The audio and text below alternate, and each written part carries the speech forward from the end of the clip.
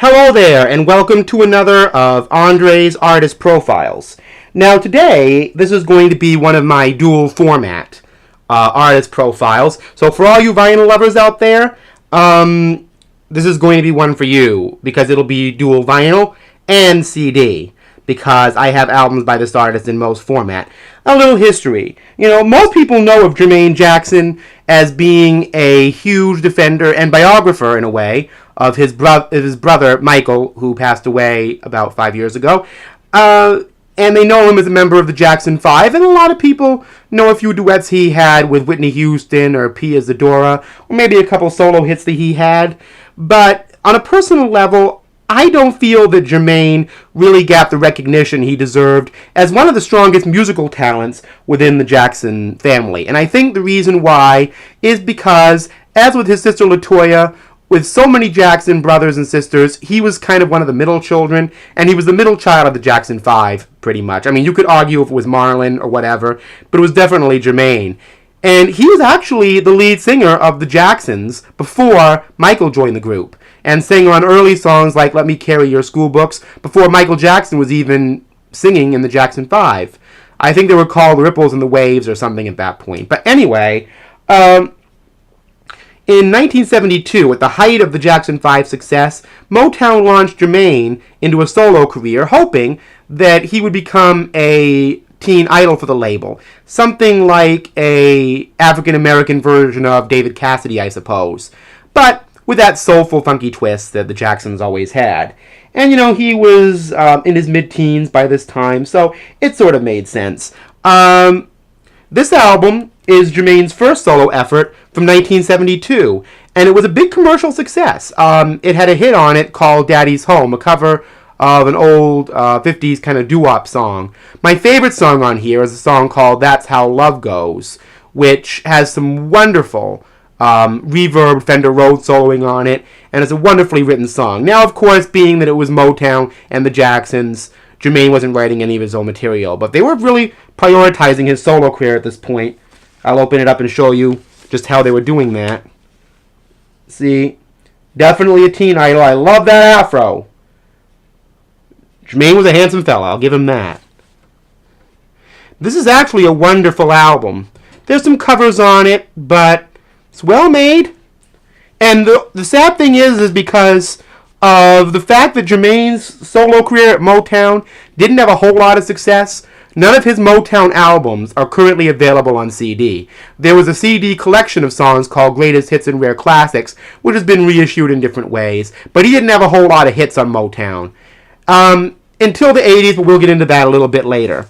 This album came out in 1973, a follow-up to his first called Come Into My Life.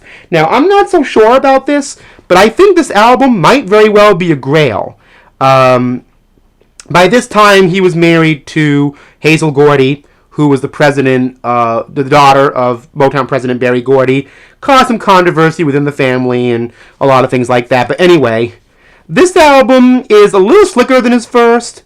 I really like it, but it just didn't have a lot of success compared to the first one. There was a lot of writers and producers on here. Norman Whitfield wrote a song on it called Ma.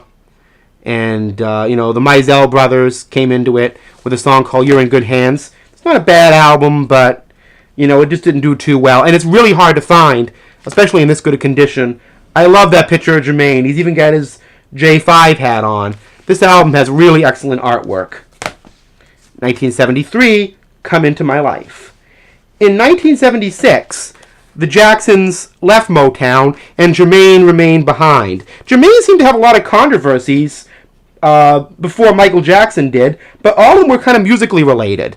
A lot of people think this cover is kind of corny, but I love it. I think it's super funky. I love those kind of unitard bell bottoms. I even had the original label kept on it for the hit single Let's Be Young Tonight. He really went for the Broadway disco on that particular song, but there are songs on here like Look Past My Life and Lovely You're the One, and I think there's another song on here called Who's That Lady, which actually goes into the Sly Stone kind of attitude. This is a wonderfully diverse album. Should definitely be on CD.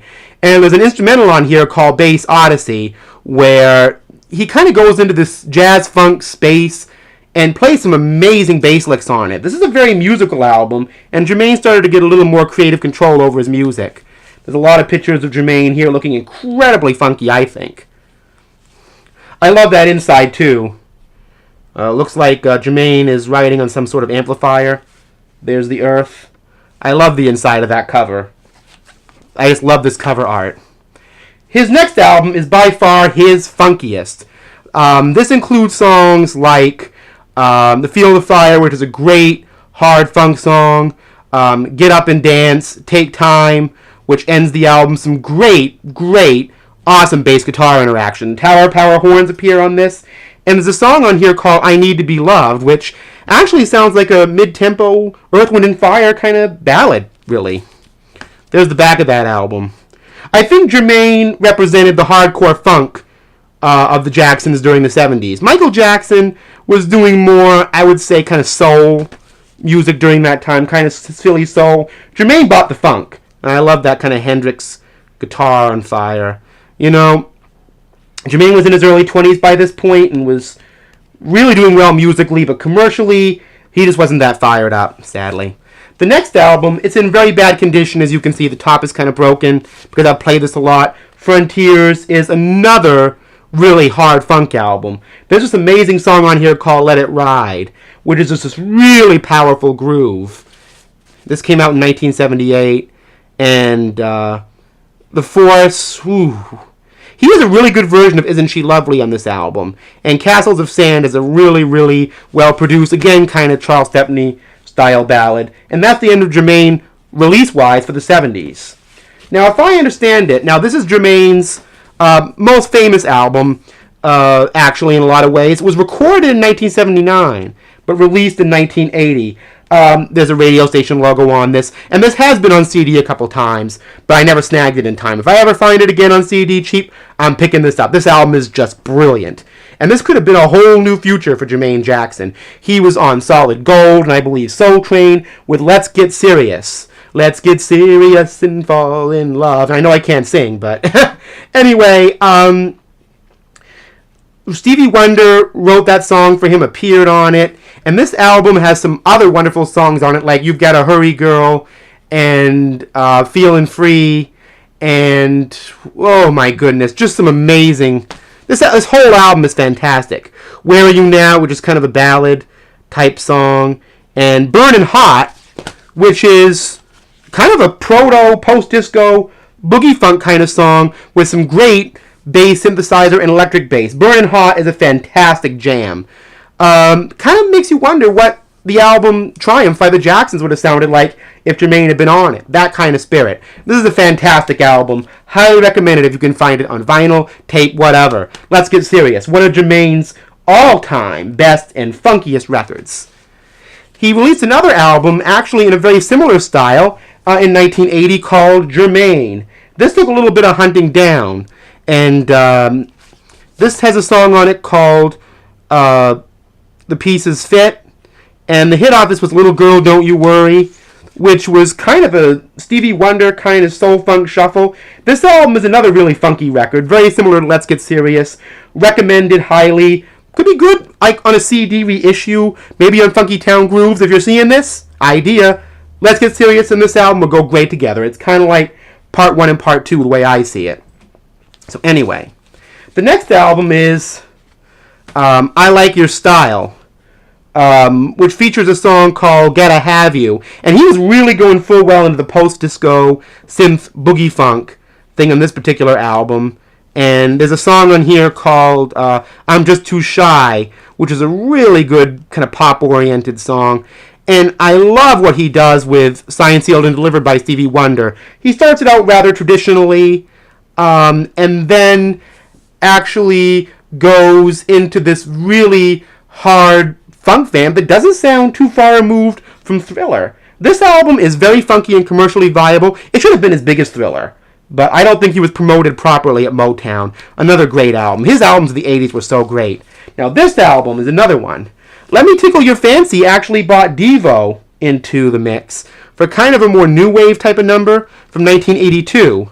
But aside from that, very special part, I didn't do it, running and messing around are really hard, heavy, slow grooving bass funk numbers. This time is another kind of Stevie Wonder style shuffle. Now, There's a Better Way is a wonderful message song musically. It's got this tremendous kind of electronic percussion element and these wonderful piano chords on it. Again, somewhat Stevie Wonder influenced, a little bit abstract. If Motown had promoted this, I think Jermaine could have been a fantastic innovator at Motown. But I don't think they did. And Jermaine left Motown after this album and moved over to Arista, where he started his career singing with Whitney Houston on Take Good Care of My Heart. And he released a series of albums there, all of which I feel lucky enough to have. Now, a little more background on this. This album you see here has been reissued under the title Dynamite. And the reason it was is because I believe that was the title of the album in Europe. But actually, it's just called Jermaine Jackson. As you can see, this is very Victory Tour, period, with that kind of purple Sgt. Pepper outfit. Michael was huge with Thriller at this point, and there's a duet with Mike on this album. There's the back of it, called Tell Me I'm Not Dreaming, a wonderful duet. They didn't release it as a single on Arista, so you had to buy the album. But it's worth it. Dynamite is a great song. Sweetest Sweetest is an excellent kind of lightly ska-tinged up-tempo song. He even does a B-movie send-up called Escape from the Planet of the Ant-Man.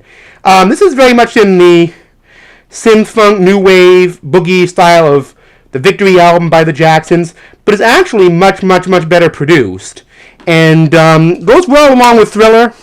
Great album if you can get it, from 1984. His next Arista album, this is an original edition, not the Funky Town Grooves reissue, of Precious Moments from 1986. This album includes another duet with Whitney Houston on If You Say My Eyes Are Beautiful. And this album actually has a very sonically broad production style.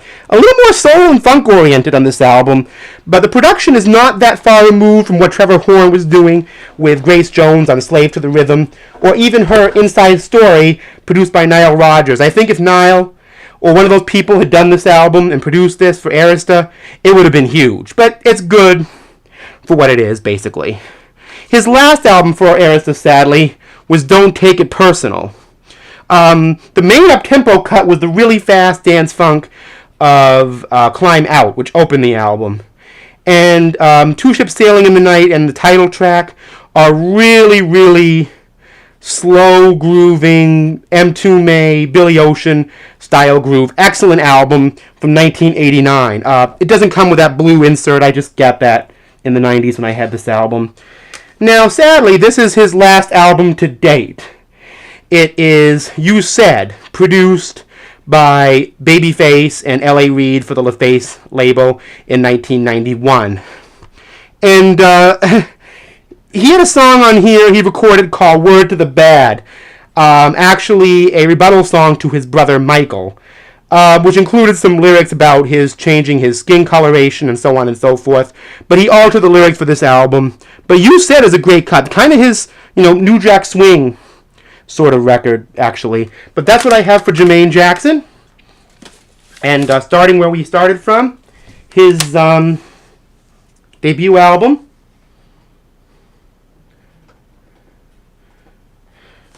Jermaine Jackson is, for sure, the most neglected of the family in terms of talent. He should have been promoted a lot more than he was, but shoulda, coulda, woulda. So this is my tribute to Jermaine on his birthday. All of the albums, now that I think about it, that I have of him are fantastic and really deserve a lot more recognition than they get. So I hope to hear some new music from you, Jermaine, and I'm hoping that at least in the last 30 or 40 years of your life, you will achieve the commercial and critical success that your brother Michael did and your sister Janet was and probably will again. So happy birthday, Jermaine. And I wish all of you fellow Jermaine admirers out there peace and love, and see you next time.